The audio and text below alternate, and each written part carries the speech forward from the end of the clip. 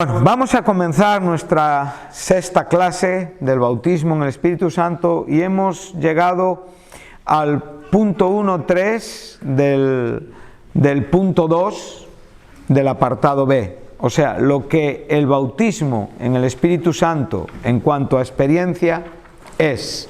Hemos visto, es una experiencia claramente diferenciada del nuevo nacimiento, espaciada en tiempo, más o menos tiempo, pero espaciada en tiempo.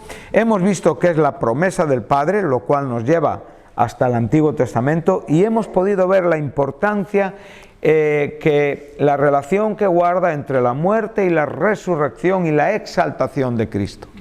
Y en ese momento el Padre le da la promesa al Hijo y el Hijo cumple lo prometido a los discípulos y derrama esta promesa, esta bendición sobre la Iglesia. Entonces ahora vamos a ver qué es el don del Padre y el don del Hijo. Lo primero que vamos a ver es que el don nos está hablando de gracia. Y como gracia es algo que Dios en su voluntad nos da. Por su propio deseo, por aquello que a Él le place, por el puro afecto de su voluntad. Pero como digo, hay una relación importante en el sentido de que el creyente, porque nadie puede pedir ser bautizado en el Espíritu Santo si no ha nacido de nuevo, esta petición no tendría sentido. ¿Por qué? Primeramente porque el Espíritu Santo no está en el corazón de este hombre para generar esta necesidad, ni para tener este clamor. Es muy bonito recordar lo que nos enseña Pablo a los Gálatas, que el Espíritu de Dios vino a nuestros corazones y en esa actuación nosotros decimos Abba Padre, o sea, nos dirigimos a Dios como Padre por la influencia y evidentemente por la propia actuación y actividad del Espíritu Santo en nosotros. Entonces, un hombre irregenerado no puede pedir el bautismo en el Espíritu Santo. ¿Por qué? Porque no es compatible con su naturaleza. Entonces, cuando una persona ha sido regenerada, entonces ahí hay un deseo. Ese deseo viene por la propia palabra. La palabra de Dios se revela a nuestros corazones y nos enseña que este concepto es una verdad bíblica y que es una verdad que está para disfrutarla y vivirla nosotros. Entonces nosotros siempre debemos de seguir el modelo de Cristo, el modelo de los apóstoles. Son los dos modelos principales que tenemos en la Escritura, de vida, de servicio. Entonces todo aquello que ellos vivieron, nosotros también lo debemos querer, desear y lo debemos de vivir. Como veremos hoy, también es un mandato del Señor. ¿Sí? Entonces, todas estas cosas van adquiriendo más claridad ante nuestros ojos cuando podemos hacer un estudio ordenado de lo que aquí se nos está enseñando. Vamos a leer Juan 14:16, Juan 15:26, de nuevo estaremos en Hechos 2:38 y en Hechos 5:32. Esos serán los 4 versículos base de lo que aquí estamos enseñando relativo a este punto. Es un don del Padre y del Hijo. Juan 14:16, Juan 15:26, Hechos 2:38 y Hechos 5:32. Vamos a dar comienzo a la lectura de nuestros textos.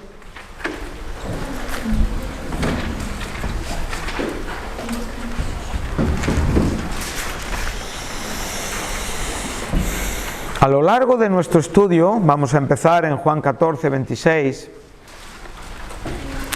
A lo largo de nuestro estudio hemos podido relacionar las últimas palabras de Jesús en el aposento alto, las propias palabras de Jesús después de resucitar en sus encuentros durante esos 40 días con la propia experiencia pentecostal que Lucas nos relata en los 2 primeros capítulos relativos a los apóstoles. Entonces, todo esto guarda una relación espiritual en cuanto a comprensión, pero a la vez tenemos que verles como hechos espaciados y claramente definidos en el tiempo, ¿sí? Con su significado. Entonces aquí estamos en un momento muy interesante, muy precioso, Y dice así, me gustaría antes de leer en el verso 16 que pudiéramos por un momento leer en el verso 7 del capítulo 16. Creo que este sería un buen punto de partida, ¿vale?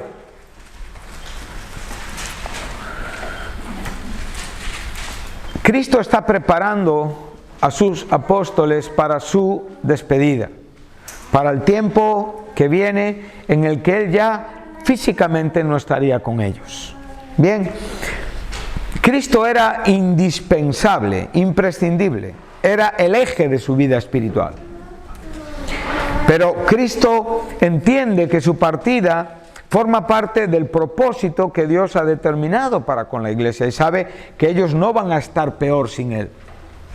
Pero el problema no es que lo sepa Cristo, el problema es que lo entendieran ellos. Ese es nuestro problema, ese es tu problema. El problema es que tú entiendas las cosas que Dios quiere enseñarte a ti.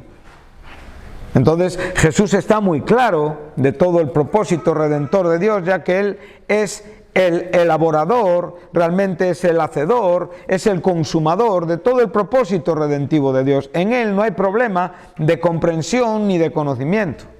Aun cuando Él está hablando a sus apóstoles diciendo solo el Padre sabe las cosas, el Hijo sabe las cosas, solamente que el Hijo está enseñando cuál es su condición en ese momento humana, condicionada y limitada a este cuerpo físico que tenía que morir y resucitar para cumplir esos propósitos reveladores de Dios. Pero el Hijo sabe, es omnisciente. Todas estas cosas nosotros las debemos de comprender. Entonces Cristo sabe las cosas. Y ahora Él les dice en el verso 7, os digo la verdad. La palabra verdad en la boca de Cristo no es una palabra cualquiera. En la boca de los hombres la verdad es susceptible de mínimo de una investigación o de una comprobación. Hay personas que te dicen, yo te digo la verdad y te están contando una trola o una mentira muy gorda. O están contando los asuntos como ellos creen que han sido o como le convienen. La mentira, digo, es un pecado a evitar, de verdad, un pecado siempre a evitar. Daña mucho nuestra vida espiritual la mentira. Porque en el carácter de Dios no está la mentira. Y la mentira está concebida entre pecados graves. Entonces mentir no es una cosa, como digo, ligera. Mentir es pecado y hay que arrepentirse de nuestras mentiras y hay que pedir perdón a quien mentimos. Pero ahora Jesús está diciendo, yo te digo la verdad. Esta verdad es muy amplia, no solamente es una explicación, un tipo de disculpa a esos hombres que claramente le van a mirar con una cara de incomprensión diciendo, ¿por qué te vas? ¿Por qué nos dejas? No entendemos este momento. Cristo dice, es la verdad lo que va a explicar todo. Él es la verdad, su palabra es la verdad. Y ahora les dice, os conviene que yo me vaya. Esta conveniencia tiene que ver con la venida del Espíritu Santo. ¿Sí? ¿Sí? Esta conveniencia tiene que ver con el Espíritu Santo, que va a venir para llevar a cabo el propósito por el cual Jesucristo vino a este mundo, murió en este mundo, resucitó de entre los muertos y ascendió al trono del Padre. Y en ese momento esa verdad se cumplió en la vida de los discípulos. Entonces Cristo les está diciendo, os conviene que yo me vaya, porque si no me fuese, lo cual no podría ocurrir, el Consolador, y aquí el término Paracleto, que sabemos que es el término griego, la palabra o el término abogado define mejor que el término consolador. ¿Sí? El consolador está bien, es la palabra que hemos usado o que hemos aceptado en nuestra Reina Valera, pero hay muchas más versiones que nuestra Reina Valera. Y evidentemente la misma palabra que se usa aquí la tenemos en la primera carta de Juan. Hay 5 veces en el Nuevo Testamento y es Juan quien usa este texto siempre. Entonces aquí veremos que aquí está muy bien aplicada esta palabra. En el verso 1, capítulo 2, primera epístola de Juan, está hablando a los cristianos, dice, no pequéis. Esta es la razón por la que yo os escribo, y si alguno hubiere pecado, abogado tenemos. Aquí tenemos la palabra, abogado. Bien, entonces el término consolador es mejor definido con el término abogado. ¿Qué es el abogado? ¿Qué significa el paracleto? Es alguien que viene a estar al lado de uno para defenderlo. ¿Sí? Y ahí podemos ver al Espíritu Santo en su totalidad ministerial. O sea, paracleto, aquí tenemos una palabra completa que es un prefijo para y la expresión kletos, que es llamado, ¿vale? Es llamados o llamados. Ekletos son los elegidos, los llamados. Entonces es alguien que es llamado para estar al lado. ¿Sí? Recuerda el término parábola, es una verdad que está al lado de algo, ahí tienes el término. ¿Sí? Una enseñanza que está al lado. Entonces el paracleto es alguien que está al lado de alguien para ayudar. ¿Sí? Entonces ahora regresamos a donde estábamos, al capítulo 14, y vemos que Cristo les va a decir, en el contexto que lo iniciamos en verso 15, Él le va a decir: si me amáis, guardad mis mandamientos. Cristo no está refiriéndose a la ley de Moisés solamente. Cristo está refiriéndose a las enseñanzas principalmente que Él enseñó, por ejemplo, en el Sermón del Monte. Cristo está refiriéndose tan ampliamente como a la propia totalidad de la Biblia. Pero Cristo sabe perfectamente que para un hombre es imposible guardar u obedecer la ley de Moisés. Nunca ningún hombre lo había hecho anteriormente. Desde que la ley fue dada, ¿cuántos años pasaron desde que la ley fue dada hasta Cristo, Raúl? ¿Lo sabes? ¿Quién lo sabe? 1400 años. Son muchos hombres que han escuchado esa ley, ¿verdad? Ninguno fue capaz de cumplirlo. El propio Pablo dice: ningún hombre es justificado por las obras de la ley, porque por las obras de la ley viene el conocimiento del pecado solamente. Entonces Jesús les está hablando acerca de aquellas cosas que les enseñó.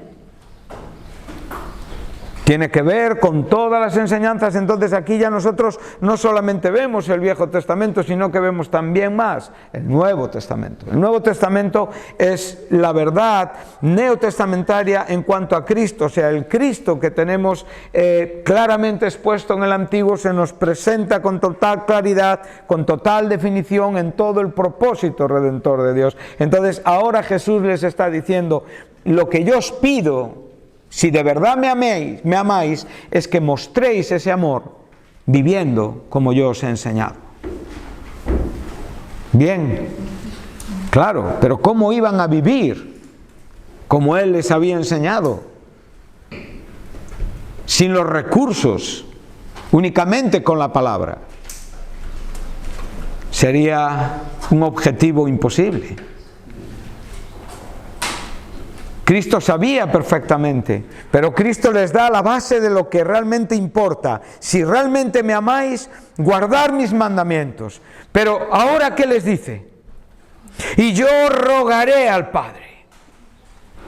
Aquí vemos, esto es fundamental. O sea, Él está diciendo, Él está viendo la cara de Pedro, Él está viendo la cara de Juan, la cara de Mateo, la cara de Felipe, la cara de Santiago, está contemplando sus caras y ellos están viéndoles como queriendo mostrar que le aman. Pero Él sabe perfectamente que no pueden vivir como Él manda si realmente ellos no reciben esa unción en sus corazones, ¿sí? Entonces nosotros sabemos perfectamente que estos hombres, como hemos enseñado, han sido convertidos, ¿verdad?, durante ese ministerio, pero todo lo que es esa conversión tiene un sentido parcial en cuanto a que Cristo no había muerto todavía en la cruz, ¿sí? Y si Cristo no hubiera muerto en la cruz, estos hombres no podrían ser salvos. Pero aquí vemos que hay una verdad muy gloriosa y nosotros podemos aceptar que ellos recibieron esa vida, pero que esa vida fue consumada, concretada, cuando realmente Cristo se les manifestó resucitado. ¿Sí? Entonces esa resurrección consumó la experiencia. Entonces está diciendo, yo rogaré al Padre. Eso también se lo dijo a Pedro, ¿verdad? Cuando le profetizó que le iba a negar. Y le dijo, Satanás me ha pedido para zarandearos, ¿sí? Pero yo rogaré al Padre que no te falte la fe. A él se lo dijo. Y una vez vuelto, tú debes de confirmar a tus hermanos. Bien, ¿y cómo volvió Pedro para confirmar a sus hermanos? Evidentemente como un hombre ya perdonado, ya salido de su arrepentimiento, como un hombre nuevo preparado para esa gloriosa experiencia de Pentecostés. Entonces Cristo les está enseñando que ese rogar tiene que ver con su muerte. Él va a ser el sacerdote que va a presentar su vida delante de Dios. Él va a ser el sacerdote que va a hacer la entrega de su propia vida por sí mismo. Y Él va a ser el sacerdote que va a resucitar al tercer día. Y hoy va a estar a la diestra de Dios como está intercediendo por nosotros. Por lo tanto, Jesús les está diciendo, si yo me voy, evidentemente el Espíritu Santo viene a vuestros corazones, pero vais a tener dos intercesores, vais a tener al Espíritu Santo en vosotros y a mí sentado a la diestra de la majestad en las alturas. Amén. Sí. Entonces cuando nosotros podemos pensar en esto, ¿podemos guardar los mandamientos? Sí. ¿Podemos obedecer los mandamientos? Sí. ¿Podemos mostrar que amamos al Señor guardando sus mandamientos? Sí, porque ya tenemos una voluntad que tiene los recursos necesarios para poder obedecer a Dios. Somos templos del Espíritu Santo, la redención ha sido consumada, Cristo está sentado a la diestra del Padre y el Espíritu Santo ha sido derramado en la iglesia. ¡Qué bueno!, ¿no? Tenéis cara de lunes. ¿Qué pasa? ¿Que hoy no hay que ser espirituales los lunes? ¿Ah? Entonces vemos el ruego y dice que os dará otro. Y sabemos que ese otro consolador, ya hemos visto el término consolador, y también vemos ese otro, significa otro como yo. En latín es ese alter ego. Otro como Cristo, otro como Jesús, otro exactamente igual a Jesús. Y ahora ese otro ya le va a dar su nombre y va a decir evidentemente el Espíritu de verdad. Hay un texto que a ver si lo tenía yo aquí anotado. Si lo encuentro, no lo tengo aquí anotado ahora mismo. Sí, primera de Juan 5:6, para que veamos enfatizar este espíritu de verdad, ¿no?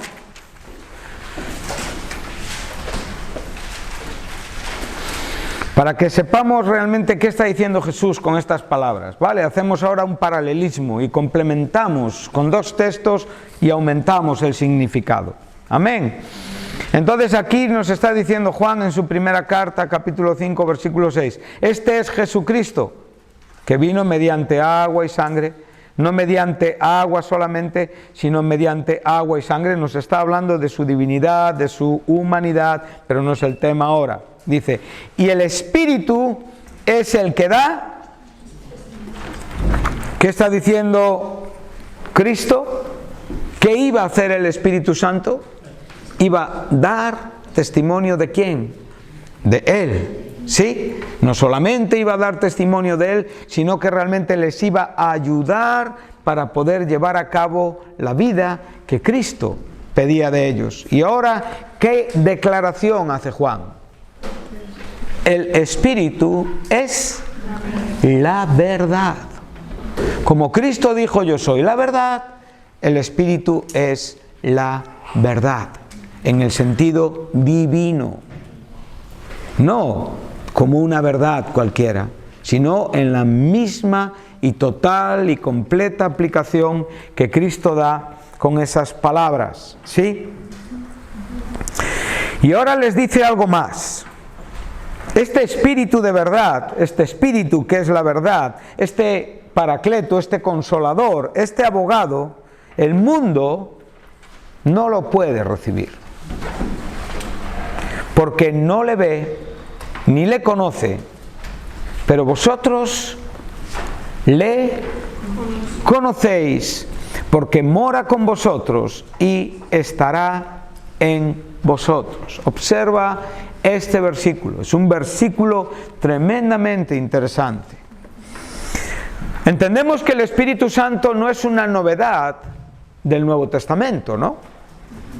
Como hemos dicho, el Espíritu Santo es la verdad, el Espíritu Santo es Dios. El Espíritu Santo claramente es mostrado desde el primer versículo de la Biblia. Y desde Abel en adelante, hasta Jesucristo, podemos ver que muchos hombres experimentaron, evidentemente, la unción del Espíritu Santo, la dirección del Espíritu Santo.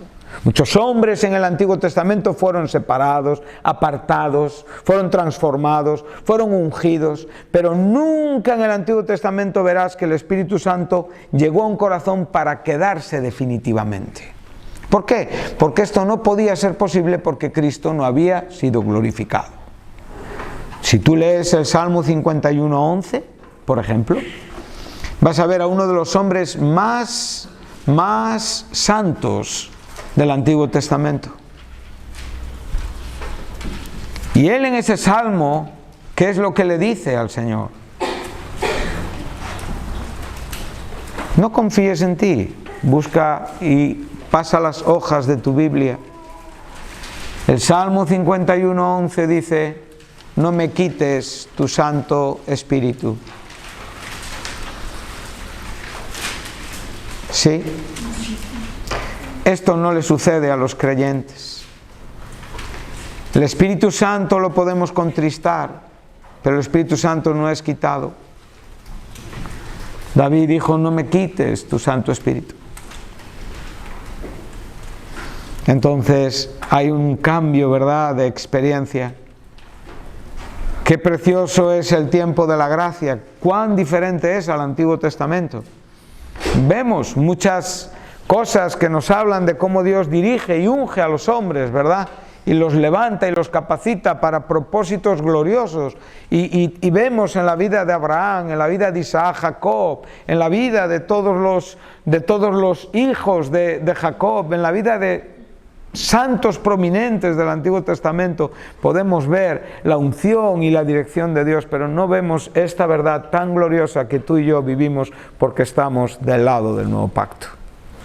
Entonces, si tú has nacido de verdad, si tú has sido un hombre que ha sido regenerado bíblicamente, con una conversión bíblica, el Espíritu Santo ha venido a tu vida para quedarse. Esto es una buena noticia, ¿sí? Pero evidentemente el Espíritu Santo en ti no es el automatismo por el cual todas las cosas funcionen. Tú tienes mucho que ver en tu vida cristiana y ahí va a tener que ver el deseo que tú tengas para realmente desarrollar la gran gracia de ser un templo del Espíritu Santo. Amén. Entonces podemos ver que lo que Cristo está diciendo es que Él rogará al Padre. De nuevo nos está recordando el asunto que vimos ayer en el verso 33 del capítulo 2 de Hechos, donde una vez que Cristo fue exaltado, recibió la promesa y a su vez derramó la promesa que Pedro estaba hablando acerca del bautismo del Espíritu Santo. Entonces, ese ruego al Padre, Cristo es la garantía de este Espíritu Santo que vendría sobre los creyentes. Entonces vemos que lo que van a experimentar es muy diferente, evidentemente, a lo que se había experimentado hasta este momento. ¿Veis lo que os dije acerca de la parcialidad? Vemos que Jesús les está diciendo: mora con vosotros y estará en vosotros. Dice, no os dejaré huérfanos. Vamos a ir un poquito más adelante, todavía un poco, y el mundo no me verá más, mas vosotros me veréis, porque yo vivo, vosotros también viviréis. De nuevo vemos a Cristo en su relación con nosotros sacerdotal. En aquel día vosotros conoceréis que yo estoy en mi Padre y vosotros en mí y yo en vosotros. ¿Qué día? Evidentemente el día que el Espíritu Santo les diera esa revelación plena. Y sabemos que estos hombres comprendieron las Escrituras después de la resurrección de Jesucristo. ¿Sí? Hasta ahí les vemos muy torpes, muy indecisos, muy incrédulos. Les vemos en un sepulcro dudando de que Cristo había resucitado, y la resurrección es una parte fundamental de los principios fundamentales del cristianismo. Sin resurrección no hay cristianismo. ¿Sí? Entonces tenemos que creer que Cristo murió y tenemos que creer que Cristo ¿qué? Resucitó. Por lo tanto, la propia experiencia de estos hombres en esta manera era imperfecta e incompleta. ¿Sí? Entonces podemos ver que en ese día ellos tuvieron una claridad absoluta de quién era el Hijo, de quién era el Padre, de la relación del Padre y del Hijo, y evidentemente del Consolador que vendría sobre ellos. Entonces aquí en esta situación vemos que es Cristo quien ruega y ¿quién da? El Padre. ¿No? Si el Hijo ruega, el Hijo pide, el que da es el Padre. Vamos al 15:26, un poquito más adelante.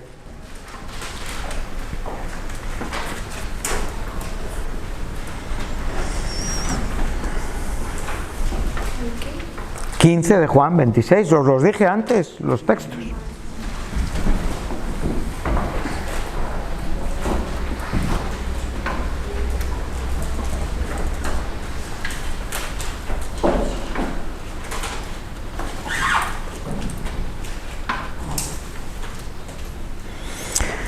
Dice así: ahora Jesús les está hablando en un contexto de presión en el mundo, de desprecio en el mundo, y lo que vamos a tratar de hacer es que no estamos ahora cambiando el tema. O sea, estos dos textos están unidos en significados, en propósito. Jesús está en el mismo tema que está hablando. Está hablando en el tema de partir, en la vida que ellos tienen por delante, en la necesidad de recepcionar el Consolador, en la necesidad de comprender perfectamente todo el propósito redentor relativo al Padre, al Hijo y al Espíritu Santo, y evidentemente en ese futuro pentecostal que ellos vivirían. Por lo tanto, todas estas enseñanzas para los discípulos se hicieron claras cuando Cristo resucitó. Bien, ellos salieron de aquí, de este aposento alto, y ellos no habían entendido muchas cosas, De hecho, todos la abandonaron. ¿No? Pedro le negó, se esparcieron.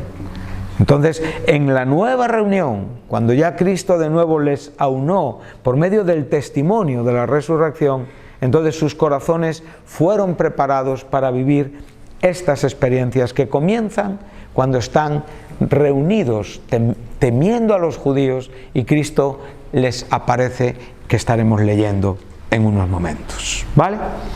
Eso cambió la historia de estos hombres. Amén. Entonces vemos que estamos en un tema que es el mismo en diferentes situaciones. Permanecer, rogar al Padre para que venga ese Consolador que les guía a la verdad, que les enseña de Cristo, y en este contexto que estamos leyendo les va a dar una confianza, les va a dar un valor, les va a dar una comprensión de que el desprecio que Jesús tuvo es el que ellos iban a tener también. Entonces ahora lo que les está diciendo, les cita el Antiguo Testamento, el Salmo 69:4, esto es para que se cumpla. ¿Os acordáis de esto que hablamos? Esto es una profecía que se cumplió en la experiencia de Cristo, y no hay más amplitud hacia adelante. Cumplida.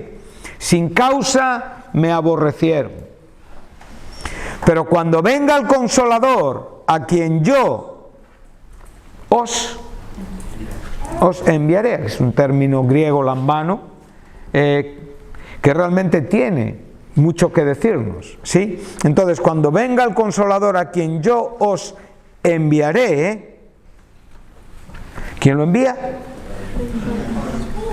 Lo envía el Hijo. ¿El Padre? ¿Lee el castellano bien? Esta mañana estáis un poquito... ¿Tomasteis café? ¿No tomasteis café? Pero cuando venga el Consolador, a quien Él está hablando en primera persona, ¿quién está hablando? Es Jesús. Él envía el Consolador, ¿de parte de quién? Vale, ¿qué hemos aprendido con total claridad? El Hijo asciende, la promesa es recepcionada en el Hijo y el Hijo envía al Espíritu Santo. ¿Quién lo da? El Padre y el Hijo. Está bien, ¿no? El Padre y el Hijo son los que nos conceden esta bendita gracia. ¿Qué vuelve a decir Jesús? El Espíritu el cual procede del Padre y dará testimonio acerca de mí. Y vosotros daréis testimonio también, porque habéis estado conmigo desde el principio. O sea, Cristo, ¿qué está diciendo? El Espíritu Santo será el explicador de Cristo, será quien realmente aclare todo el propósito redentor de Cristo, y lo siguiente que será, ellos serán los predicadores de Cristo, o sea, aquellos que testificarán. ¿Y cuándo empezaron a testificar? Cuando fueron bautizados con el Espíritu Santo, porque el Espíritu Santo guarda una relación con la exposición, con la extensión y con la predicación del Evangelio. Y me seréis testigos en Jerusalén, Judea, Samaria y hasta lo último de la tierra. Ser testigos es testificar. ¿Sí? Y testificar es hablar de Cristo. Por lo tanto, veremos lo importante del Espíritu Santo en nuestros corazones. ¿Vale? Nosotros, cuando estamos contemplando estos textos que estamos leyendo, tenemos que ver estos dos conceptos claramente. Uno, ¿cuál sería? Venga, ¿quién me contesta? Uno, ¿cuál sería? ¿De qué les está hablando Jesús aquí?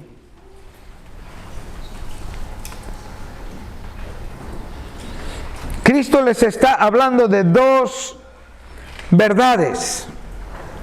Si tú has estado siguiendo la predicación esta mañana, tienen que estar claras en tu mente. ¿Cuáles?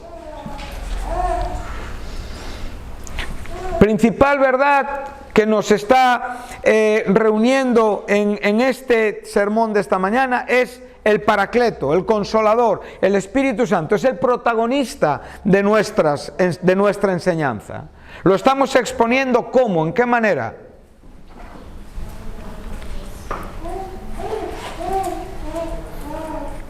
Venga, ¿quién me contesta? ¿Cómo lo estamos exponiendo? ¿Cómo se titula nuestro sermón? Como el don del Padre y el don del Hijo. Este es el sermón esta mañana, ¿no? ¿No? Claro. Entonces, ¿en qué manera lo estamos exponiendo?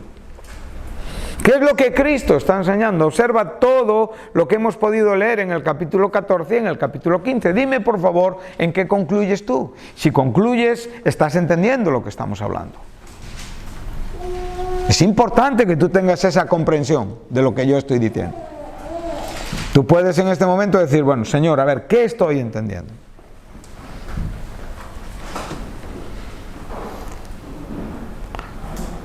Nosotros estamos hablando de dos experiencias bien diferenciadas, ¿no? ¿Sí? Estamos hablando de que el Espíritu Santo viene y participa en esas dos experiencias bien diferenciadas, ¿sí? Una, ¿cuál es? Una es de carácter ontológico, una es de carácter en cuanto a salvación, a conversión. Una es un cambio de naturaleza, ¿sí? Es la conversión, y la otra es el bautismo en el Espíritu Santo. Por lo tanto, Jesús está hablando ampliamente, les está hablando que realmente cuando Él venga va a dejar claras las verdades principales, realmente va a tener que ver con su conversión, con su nueva vida, con su nueva naturaleza, con hacer de unos hombres que seguían a Cristo, hombres totalmente transformados y después hombres empoderados. Entonces tenemos que entender la gran diferencia que hay entre el nuevo nacimiento de los discípulos y el nacimiento de la iglesia. Uno es de carácter ontológico y otro es de carácter funcional. Funcional, ¿qué quiere decir? El Espíritu Santo vino sobre la iglesia para darle el poder para ministrar. Ya eran cristianos. Amén. Ya eran salvos. Por eso tenemos que ver la actividad que nuestro corazón tiene en la vida. Amén. Entonces vamos a ir concluyendo. Podemos ver entonces que es un don, que es gratuito, que no es un resultado de nuestro trabajo, pero evidentemente vamos a poner todo nuestro corazón para amar al Señor, mostrando que le amamos, guardando sus mandamientos. Y vamos a ir un momento al capítulo 20 de Juan, y con esto aquí terminaremos en esta mañana. Antes vamos a leer en Romanos 8, claro, importante. Romanos 8, para ver realmente la actividad del Espíritu Santo en nuestros corazones, ¿sí? Romanos 8, 26 y Mateo 10, 19 y 20. El Consolador va a tener dos actividades importantes en nosotros, relacionadas con la oración y la predicación.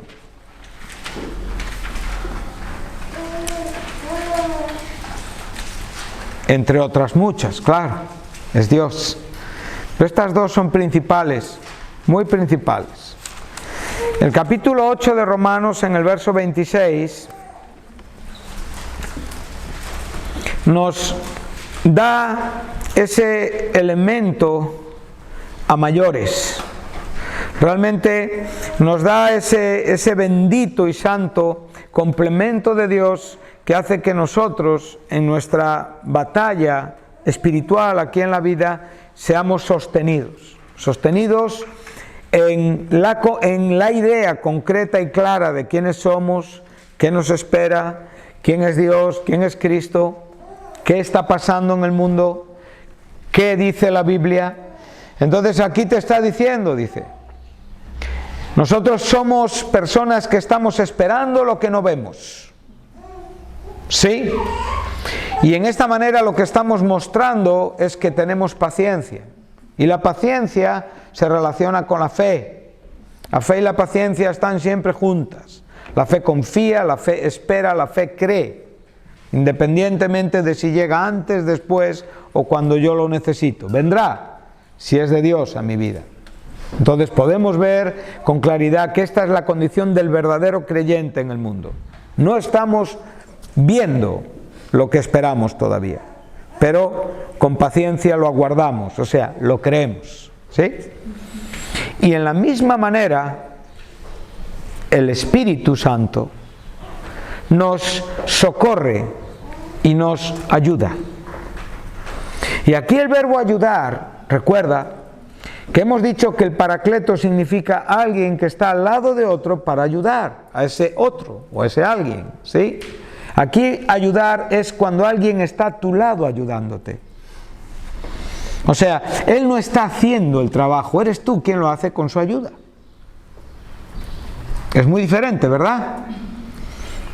A veces en la vida apreciamos la ayuda de personas que se ponen a nuestro lado y que realmente en ese momento nos socorren, nos sostienen, nos aclaran, nos siguen llevando de la mano porque somos muy torpes, a veces muy carnales, muy indecisos.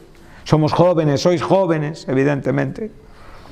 Pero el Espíritu Santo en igual manera, pero con la clara diferencia de que Él es Dios. Entonces Él viene y te ayuda. O sea, es como alguien que te está diciendo cómo tienes que hacer. ¿Sí? ¿En qué tienes que creer? Refuerza todos esos principios y no solamente los refuerza, sino que está a tu lado haciéndolo también. Él está orando también. Él está intercediendo también. O sea, es Dios mismo que está presentándose delante del Hijo y delante del Padre, reforzando y apoyando tu propia oración. Maravilloso, ¿verdad? Eso es lo que distingue una oración espiritual de una oración carnal, religiosa o terrenal. El hombre que ora en el Espíritu es un hombre que está llegando al trono mismo del cielo y está llegando al corazón del Hijo y está siendo oído por el Padre. Porque viene con dos intercesores, tenemos dos grandes intercesores, uno en el cielo que es Cristo, otro en la tierra que es el Espíritu Santo. Por eso Jesús dijo, conviene que yo me vaya, porque Él tiene una obra maravillosa con vosotros. Esto a mí me anima, porque a veces podemos vencer esos protagonismos caprichosos, donde realmente le damos mucha importancia a cómo nosotros vemos las cosas, a cómo nosotros las sentimos, a cómo nosotros las juzgamos. Recuerda que tienes un amigo a tu lado. Y ese amigo es el Espíritu Santo. ¿Le has preguntado cómo Él las ve? ¿Cómo te relacionas con el Espíritu Santo? Es una persona. Tiene sentimientos. Ve, escucha, oye, ama. Se enfada. Juzga. Actúa. Hace milagros. Crea cosas. Él creó los cielos y la tierra. ¿Cómo te relacionas con Él? Es difícil, ¿no? Pero ¿y por qué es difícil? ¿Dónde está el problema de la dificultad? Nuestra mente. Aquí está el problema. Tenemos que realmente vencer, pasar esta frontera de la mente y dejar que el Espíritu Santo convenza la totalidad. Recordamos lo que Pablo enseñaba, la totalidad de vuestro ser sea santificado, la totalidad, espíritu, alma, mente, cuerpo, todo lo que tú eres. Entonces, cuando nosotros pasamos la frontera de lo mental, el Espíritu Santo actúa en una manera completa en nosotros, incluyendo la propia mente, y trae ese descanso que necesitamos. ¿Por qué? Porque sabemos quién Él es. Y sabemos que estamos delante del Padre, sostenidos por Él y por el Hijo. Esto es maravilloso, ¿no? Entonces, el Espíritu Santo, lo primero que Él conoce de ti es que no sabes orar como conviene. Y entonces Él te ve ahí en esa intención de hacer algo que no sale, pero Él sabe, es omnisciente, conoce la voluntad de Dios para con tu vida. Te la quiere enseñar, te la quiere comunicar, quiere caminar a tu lado, quiere vivir en ti, quiere empoderarte desde dentro, desde fuera, quiere contigo hacer tantas cosas para enseñarte que Él sabe el camino, no tú, Él sabe el camino. Y Él te llevará al fin realmente con éxito, al destino con éxito. Entonces Él va a usar las palabras que tú no tienes. Él va a orar como tú no sabes, pero sin embargo tu oración también va a valer, porque va con la de Él. Y se hace una intercesión en la que tú, débil creyente, eres escuchado por el Padre en la intercesión del poder soberano y glorioso del Espíritu Santo. Yo tengo mucha tranquilidad con estas cosas. Y si hay cosas que no funcionan en tu vida, tienes que entender que no estás serio con la Biblia, no estás serio con Dios y que estás muy dependiente de tu estado de ánimo. Y un creyente no puede vivir así. Un creyente tiene que vivir en un estado de ánimo cristiano, constante, equilibrado por el Espíritu Santo. Amén. Mateo 10. Entonces vemos que en el aspecto de la oración tenemos el apoyo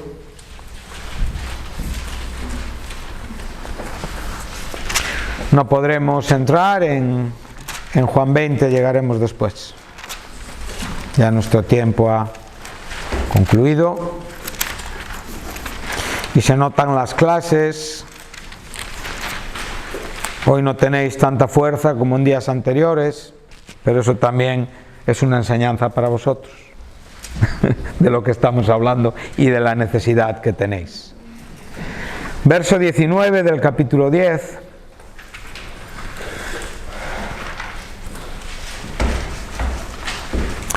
Jesús ya está de nuevo hablándoles de lo que ellos vivirían, Qué maravilloso, Él sabedor de todo, los otros aprendiendo en el camino, como nosotros. Dice, he aquí yo os envío como a ovejas en medio de lobos. Sed prudentes, como serpientes, sencillos, como palomas. Guardaos de los hombres, porque os van a entregar a los concilios y en las sinagogas os azotarán. Un futuro maravilloso, ¿verdad? ¿Cuántos quieren esta vida? ¿Sí? Que nos entreguen, que nos torturen, que nos metan en cárceles, Vaya. He visto muchas manos levantadas, Está muy bien. Y aun ante gobernadores y reyes seréis llevados por causa de mí, para testimonio a ellos y a los gentiles. Aquí está Pablo también incluido. Fíjate lo que podemos llegar a ver. O sea, él ve un completo lote apostólico cuando realmente el abortivo todavía no estaba, pero está hablando a los que serían los apóstoles. Dice, mas cuando os entreguen, no os preocupéis por cómo o qué hablaréis, porque en aquella hora os será dado lo que habéis de hablar. Porque no sois vosotros los que habláis, sino el Espíritu de vuestro Padre que habla en vosotros.